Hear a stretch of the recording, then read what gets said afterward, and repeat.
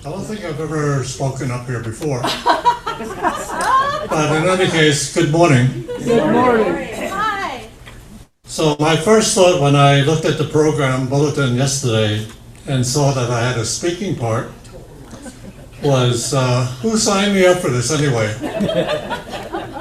But in any case, here we are. So my art is photography, and I do love to take photos.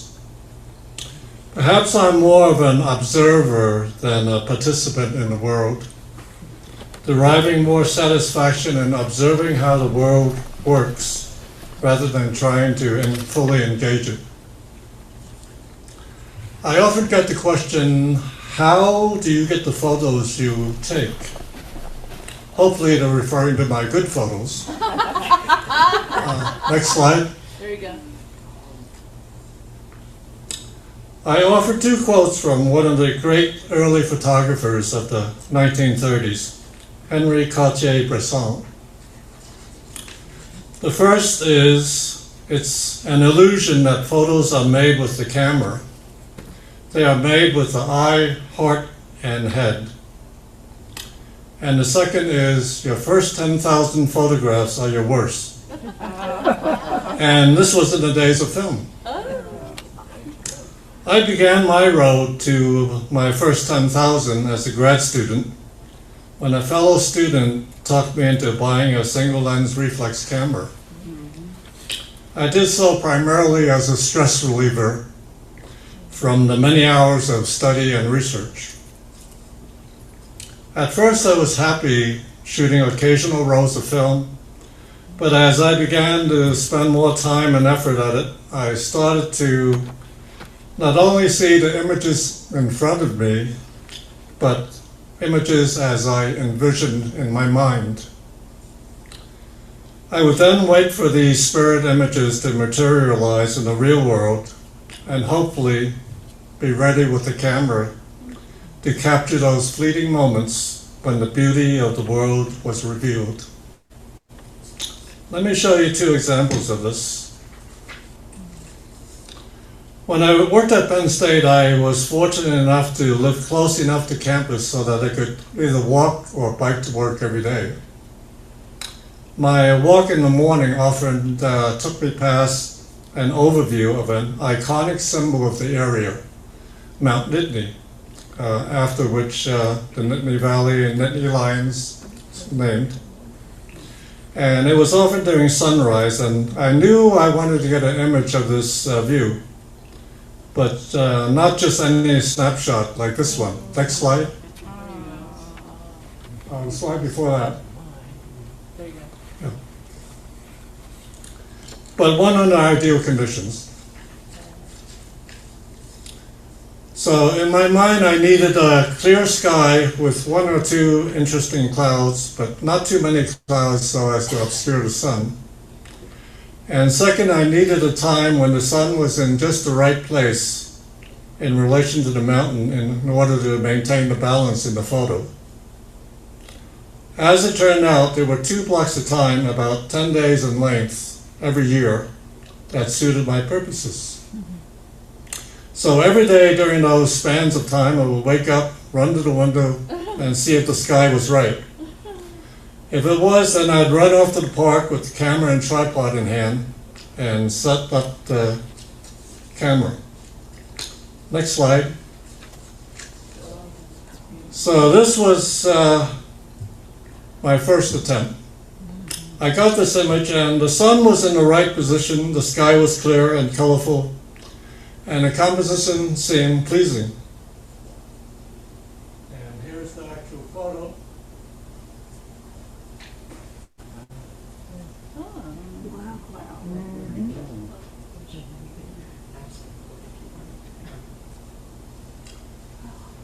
However, it's okay, but I wasn't really satisfied with it. I thought I had seen more during my walks that were not present at this particular time. So back to looking out the window, waiting for another right time. And a couple of years later, I came upon another set of conditions that seemed promising. Again, I rushed out with the camera and tripod and set everything up, waiting for the sun to rise. However, there was a string of clouds on the horizon at this time, which delayed the sun from showing until it was a little bit above the horizon. So next slide. But as it worked out, in the interval, while I was setting up and waiting for the sun to show up, the horses wandered into the scene and completed the final composition you see here.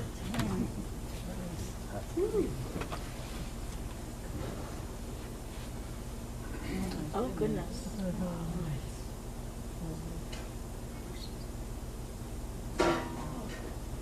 Ooh.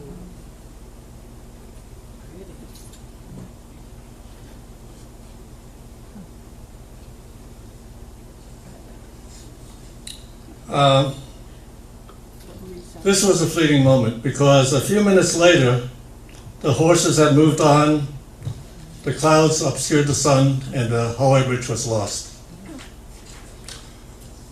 So what does this all mean? Why am I going to all this trouble to get a particular image?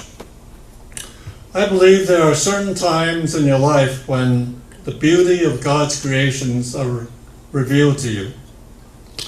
Whether it's in the form of a photo or in the form of some artistic creation, even in the form of a life-changing event. We must prepare ourselves as much as possible to capture those moments however we can, using whatever skills we might possess so that we can reflect upon them as we move forward into the future. So that's my...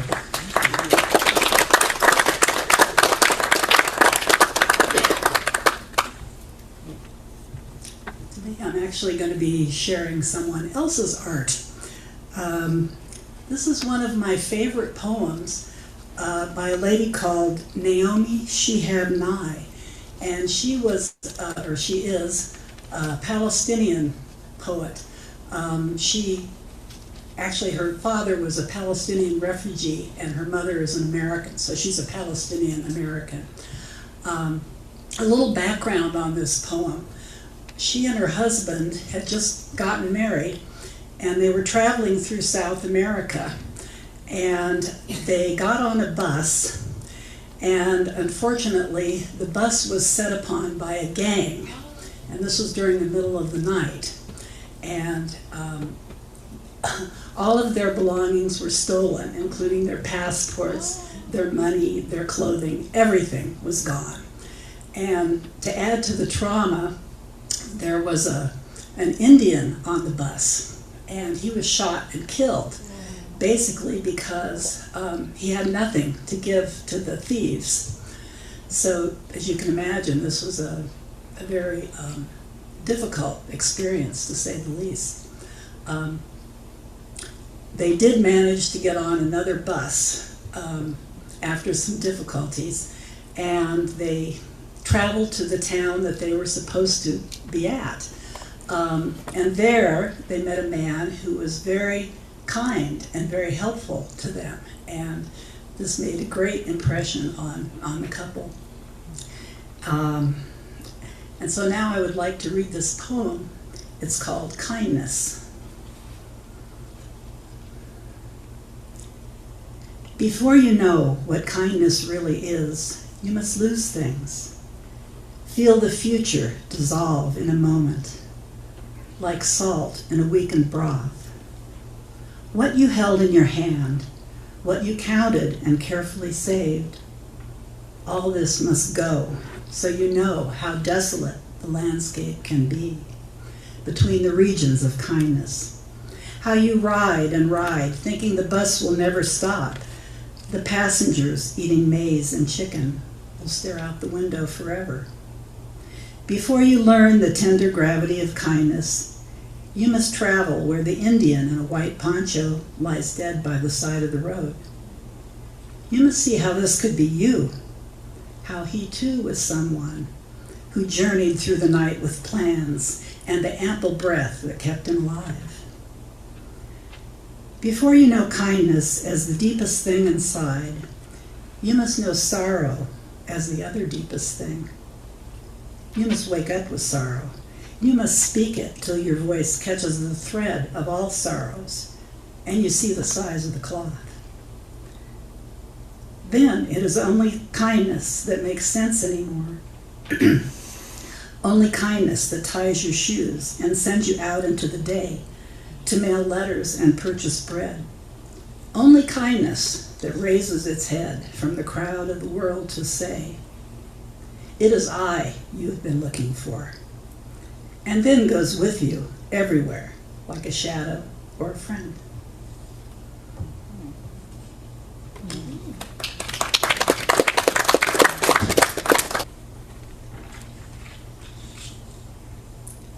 Good morning.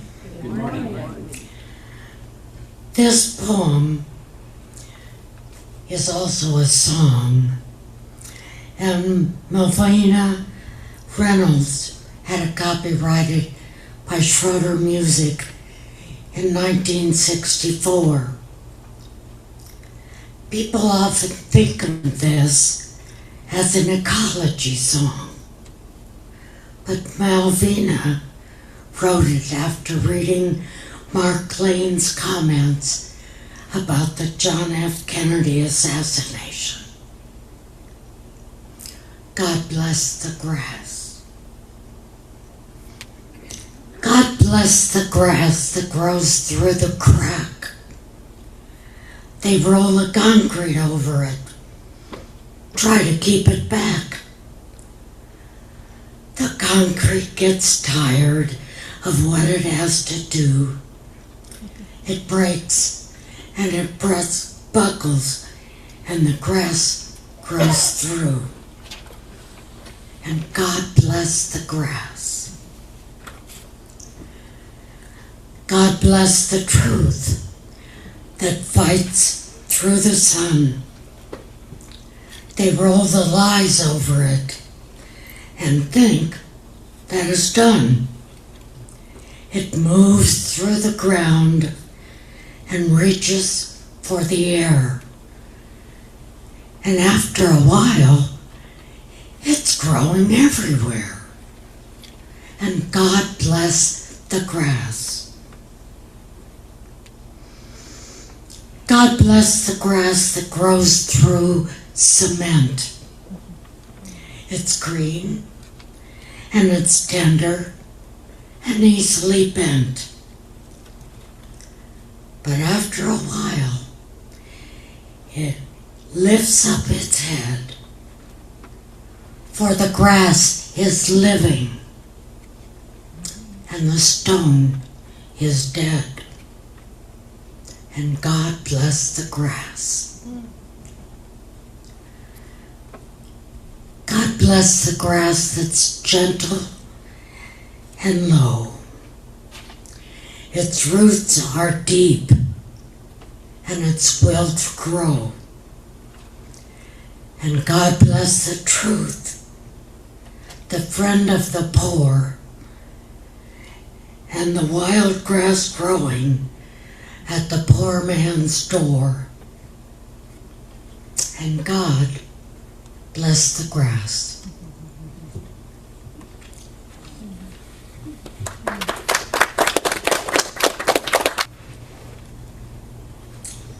Oh, good morning, all. Good morning.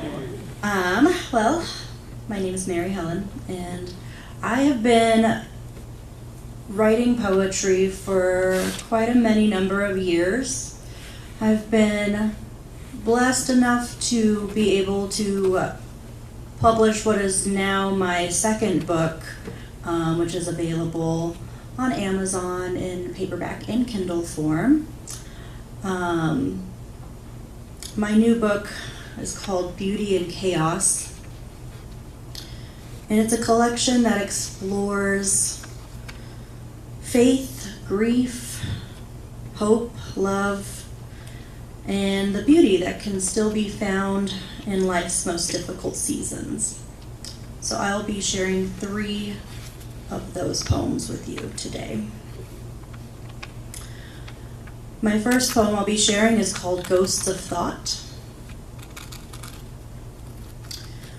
When ghosts move like shadows in the corners of your mind, stand still.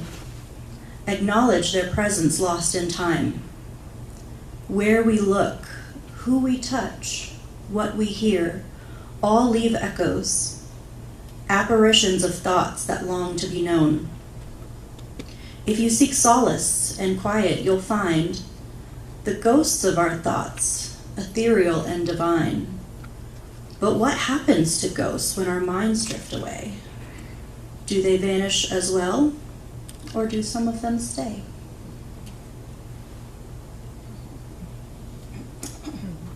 My next piece is called Help My Heart.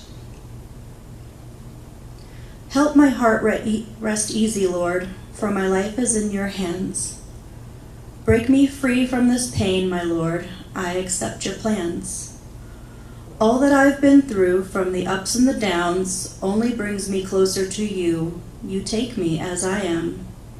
Release me from my faults, as you absolve my sins. There's no perfection I recall. My soul is yours from here. Help my heart rest easy, Lord, for my life is in your hands. Break me free from this pain, my Lord. I accept your plans.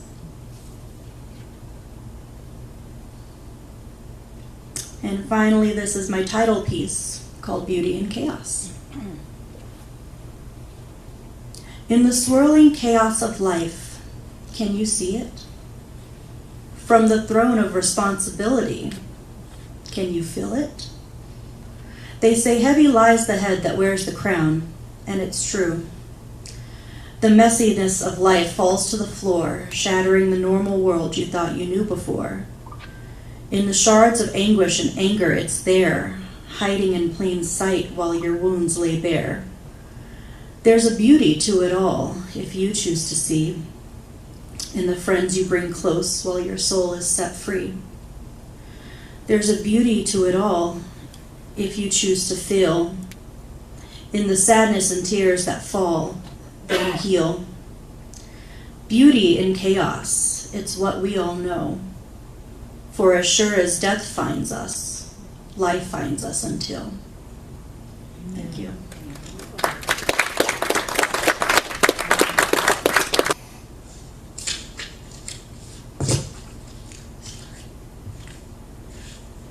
So this, I'll just hold it because it's difficult to put on a stand. We usually displayed these on easels. I don't know, Scott, everybody get out your telescopes. This piece was inspired by a song written by Ian Tyson, the Canadian songwriter, singer.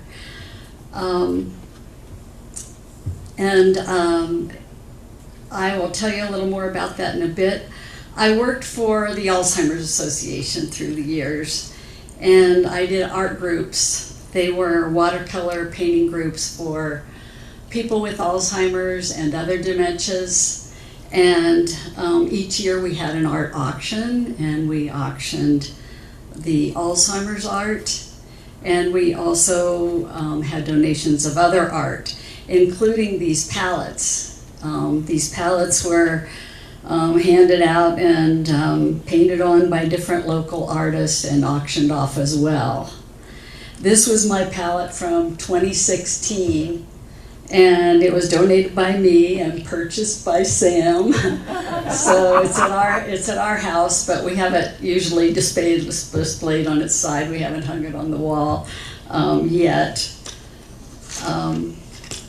But that year I chose this scene, this view of looking out to South Table Mountain and North Table Mountain and on into Golden and stuff. I left out Coors Brewery. But I chose it because that year it was announced that Cabela's had purchased this land or was planning to purchase the land. And so it was sort of a reaction to, or get it down before it was gone kind of moment. And so for for a while they were doing this idea, and Wheat Ridge quickly got on board and started improving our roads and our fire access and everything to this area. And then COVID happened and Cabela's dropped out. So for a short time we had a reprieve in this area, but now it's all developed and they're still building their hotels, 3 hotels, restaurants, a hospital. You may see our hospital, and it's inevitable maybe. As Ian Tyson says in the song I referred to, it's bound to go. So back to that song. It's titled The Gift, and it is about the American artist, the cowboy artist, Charles M. Russell, and about him painting the wilds of Montana, the shining mountains, the herds of buffalo, the sunsets. And God put the magic in young Charlie's hands, and God says in the songs, you got to get it all down before she goes. And goes on, to get it all down, because it is bound to go. And the song again is The Gift by Ian Tyson. I didn't want to sing for you today. so anyway, look it up. It's a fun little song. And mine is titled Between Here and Gone. So I'll leave it back there if anybody wants to look closer. Thank you.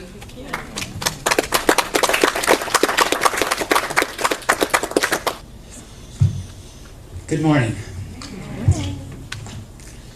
I have 2 things I'd like to share. The first is, after my wife passed away, I had many years in there to think and contemplate and asking God to help me. To give me things, God, give me things. And I got to thinking, that's really selfish. So I kept thinking, and I finally came up with something that I hopefully all of you have, because I had them passed out at the entrance. And it's basically, what does God want me to do? If we go back to that first song that we sang, we all have many gifts. And I've got the hymnal here, and I can read off all the gifts, but each one of us has a gift. Or maybe more than one gift.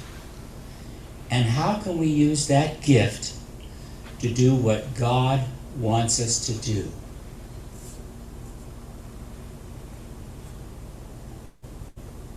That's thought 1. I would ask you to take this home and place it somewhere where you can see it on a regular basis. Maybe if you're in the kitchen a lot, it's on if you don't want everybody to see it, it's on the inside of a door. You pull the door open, and there it says, what does God want me to do?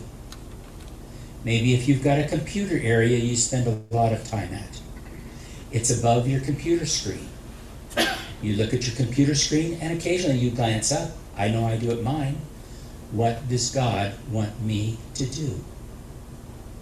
So any place, I've got one in the bedroom. I like to sleep. My eyes are closed, but before I go to sleep or when I wake up in the morning, I can see that there. What does God want me to do? So I ask, and only you can answer. What does God want you to do? My second story is, as some of you know, I was in the hospital for a little bit of abdominal problems on about May 1st. And apparently it was, I heard after the surgery, it was very, very serious. They said on Saturday night or Friday night, whenever it was Saturday night, that I was the sickest person in the entire hospital. And I didn't know that. But what happened is they contacted one doctor, because they said, we're contemplating on transferring him to another hospital because we can't do things here. He said, wait. And what he did is he said, he'll die before you get him there, or something will happen before you get him to the hospital. Let me make some phone calls. And what happened was a series of things. He was available. One of his assistants was available for half of the operation. Another assistant came in for the other half of the operation. It was a robotic surgery. The robot was available. It happened that everything became available just as it was needed to keep me here so I could talk to you today. Amen. I don't know what God wants me to do, but I keep asking the question, hoping that God will direct me.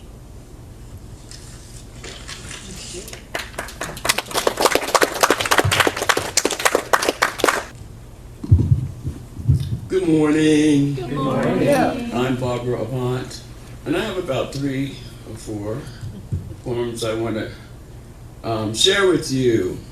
Comes from my book, The Leper Speaks About Changes in Life, published in 1993 by Alpha Book and Press. Divided in 4 sections: social consciousness, personal relationships, spiritually inclined, and one other I can't remember. My first poem is called Chameleons and Sables. So,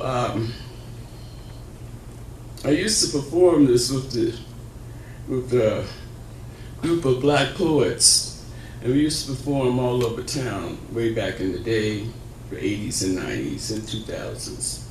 But Chameleons and Sables is this particular poem.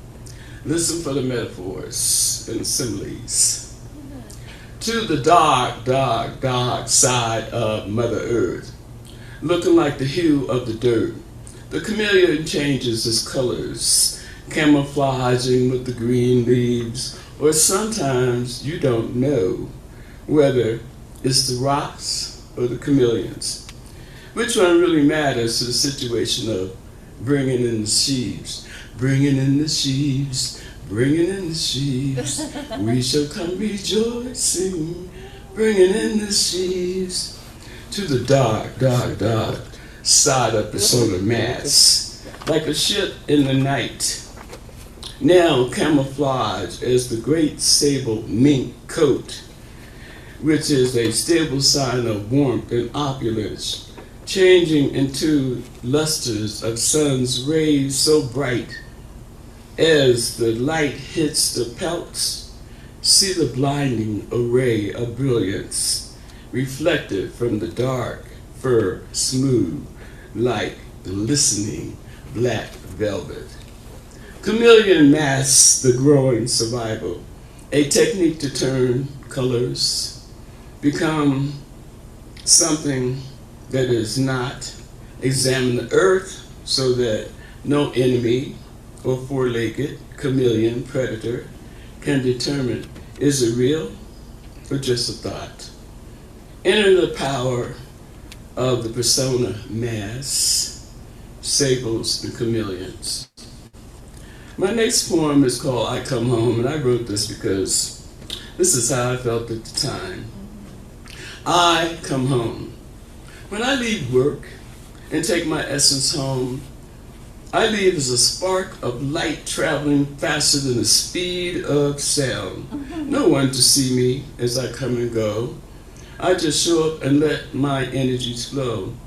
Through the door I walk, I do not bother to open it. My spirit arrives first.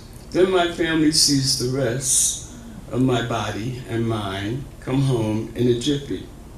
There is something about the ambience of a person that lets you know when that person's around without them saying a word or making a sound. The presence can be gay or sad, joyful or soothing, peaceful or loving, even angry or cooling. All I know is that I come home in light. Now, this is one of my favorite poems. And then most of these poems start in my journal. And the journal helped me to get through some life experiences. This is called God is With Me. Seek, seek, and find. I saw solace in my God. It's all that I have. At times, I had no one else to turn to. Only God heard me. As I turned it over to the Father, Mother, Spirit, sometimes I cried out in the early morning hours, God, please help me. God, please hear me.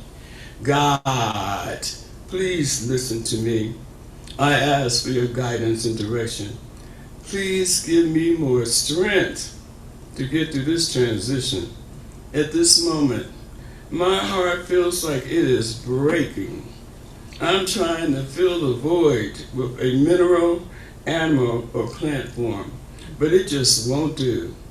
I need you, oh God, even more than I ever needed you before. I would never leave you. I know that you are my life and I am in your life. A day without each other would be a bleak oasis of darkness and despair. It's what you said to me, oh God. Now, I have to say I have to read this poem because I was a baby boomer who marched during the freedom movement and for women's rights, and we need to get out there again. Amen. So this is called I Am the Generation Who Marches.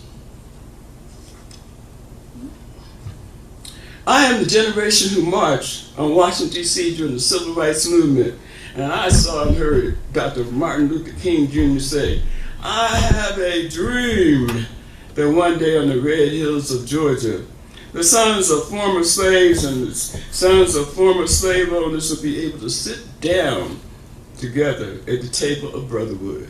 I have a dream. I am the generation who marched. On Washington, D.C., one of many women lobbying, supporting the Equal Rights Amendment, women who left their clean, bright kitchens motivated and extremely dedicated to seek self-actualization in a male-majority controlled world.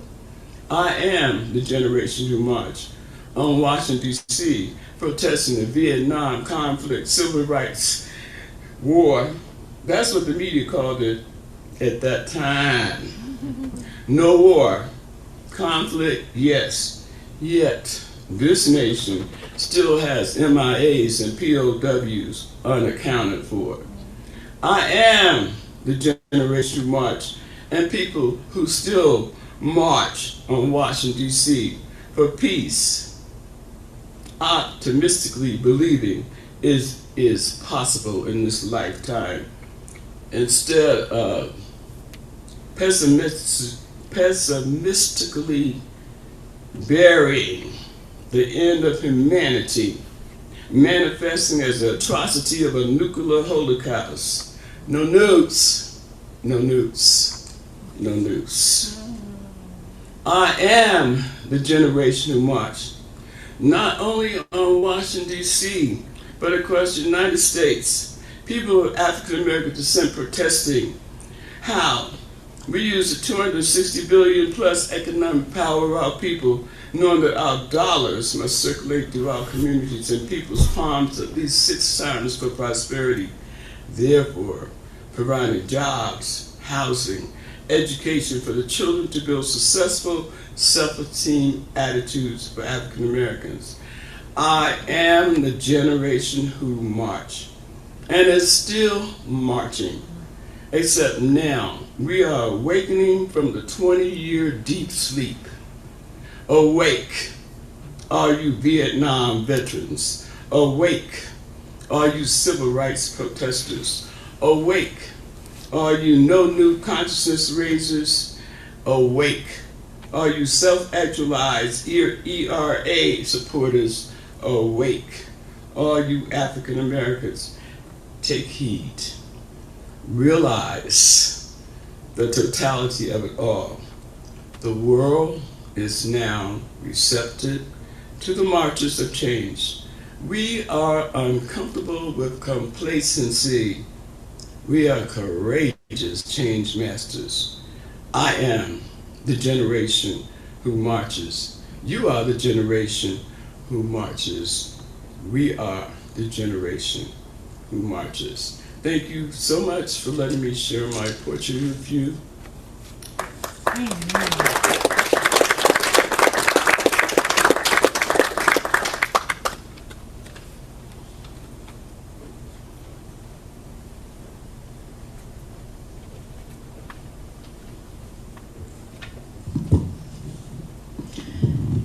Now sharing by me, Pat Gong. I often wake up, I have a really hard time in the winter, and I'll wake up and it'll be dark and cold.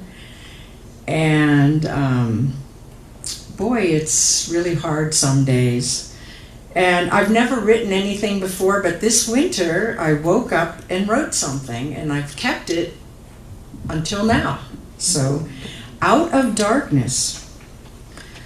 Waiting in darkness, unable to see, feeling the cold with unfulfilled need, trying to function, straining to move, mind unfocused and lost in hidden moods, wandering thoughts, unbidden hauntings, cursed rememberings and yet fond memories.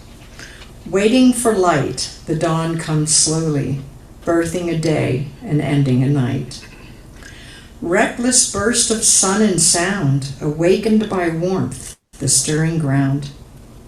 Rise up from the darkness, shake off the gloom, moving life upwelling, turning earth renewed. Another day is granted to exist in love and care, service to each other, and our lives together share. Center of all time and life, keeping all as sacred, journey traveled day by day. Please remember to thank your God and to love your neighbor. That's it.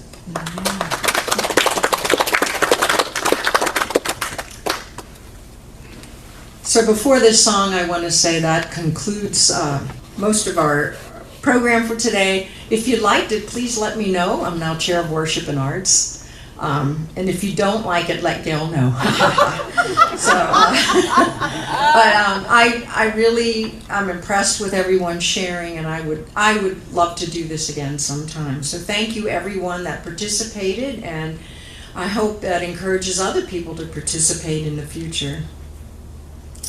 It is now time to give our